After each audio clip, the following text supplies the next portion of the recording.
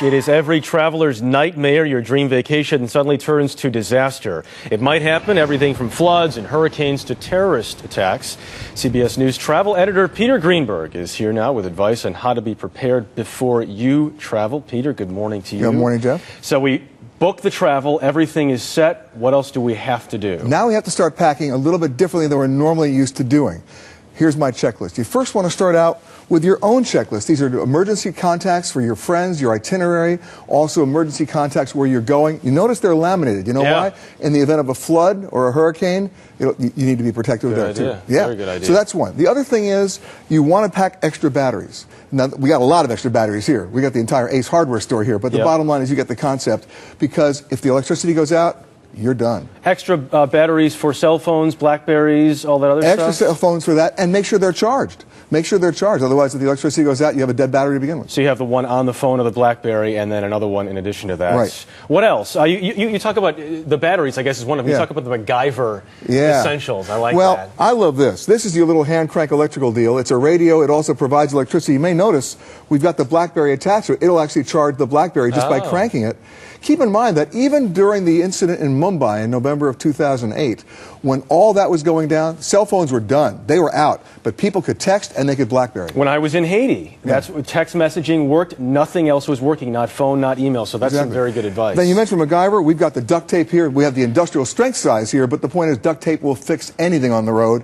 And pack a flashlight. Once again, with an additional battery that's charged. If I could carry duct tape in my suit every day, I think I would. It does come in handy quite a bit. Okay, if you're on medication, you have to worry, you might lose it. This came up with someone when we were in Haiti as well. Exactly. First of all, you pack an additional weeks of medication with you, and most importantly, carry a photocopy, maybe even laminate again, not only of the brand name of the prescription, but the generic name, which may be much more applicable overseas where they don't recognize the brand name. Okay. Aside from what we end up packing, and by the way, this is perfect timing because my wife and I are traveling with my son, my 4-month-old son, for the first time. Well, I've got some duct tape for you. So thank you very much. I've got duct tape and everything else. Besides what we pack, what else do we need to do? Well, it's when you get there. Let's say something happens when you get there, right?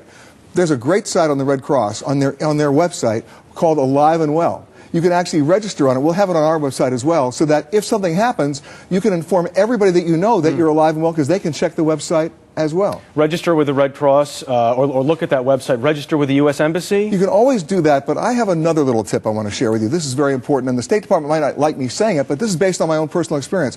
When you're overseas and something really bad happens, where it could be a civil unrest or political insurrection, they say go to the U.S. Embassy. That is the absolute last place I go. You know why? That's the first place that shuts down and locks up. You can't even get there as an American citizen. So where do you go? I go to the Canadian Embassy. They're the coolest guys in school.